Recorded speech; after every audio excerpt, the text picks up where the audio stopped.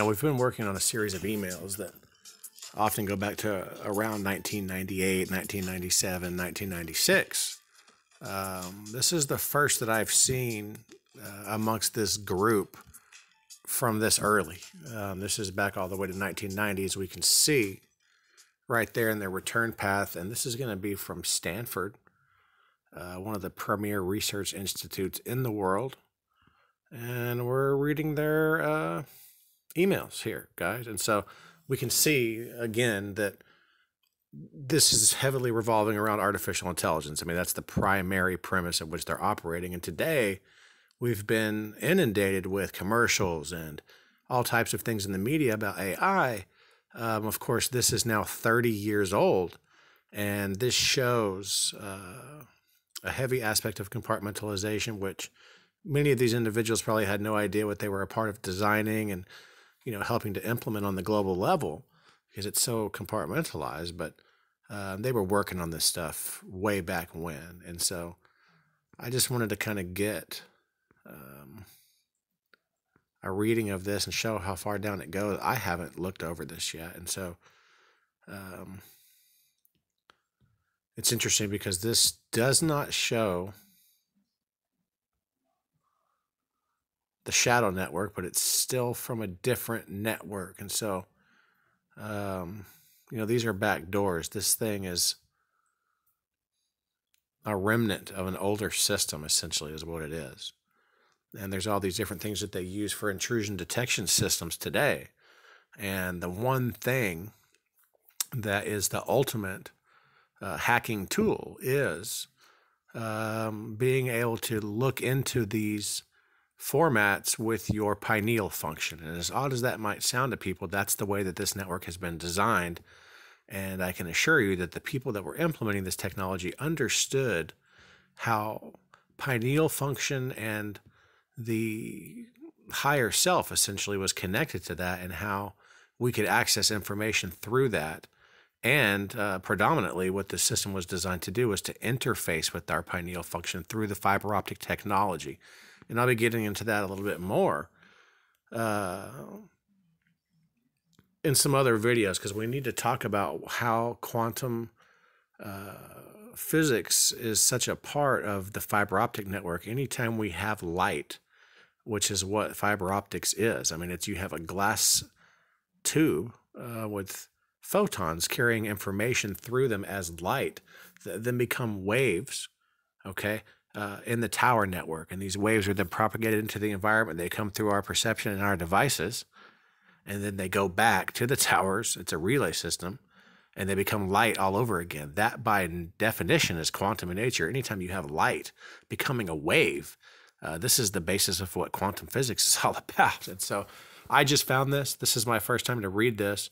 And of course, we do see this here. Exploit our nation's unique strengths in information technology, artificial intelligence, high-speed networks, distributed systems, high-performance computing to create a national computational infrastructure that would revolutionize the practice and teaching of engineering and advance the state of art in constructing shareable, reusable sources of knowledge in computational prototyping and device modeling and qualitative simulation, and in computational frameworks that can tie together the diverse activities that compromise engineering practice.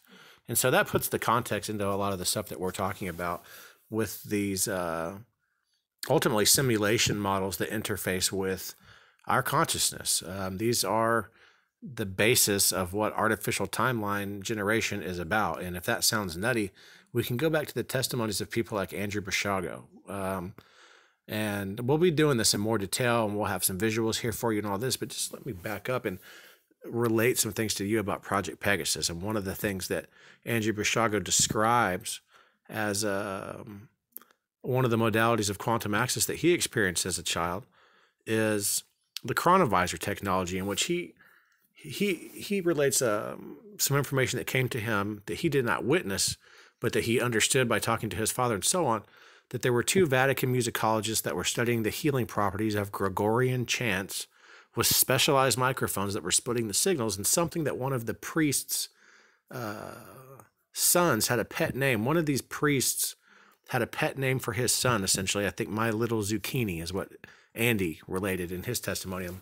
Coast to Coast AM. He was on TV with Jesse Ventura. I've actually done a couple of radio interviews with him myself. And Andy didn't realize that these technologies were being developed for global implementation potentially.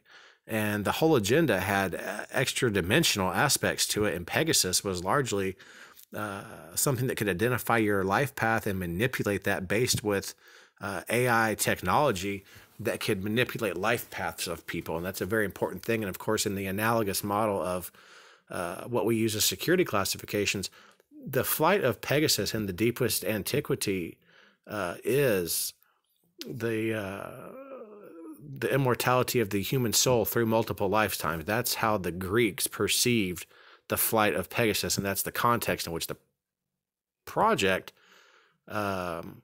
really was taking off and functioning in that capacity. And so, and to get back to the chronovisor technology, he stated that they would propagate fine particulates over a stage, which would then be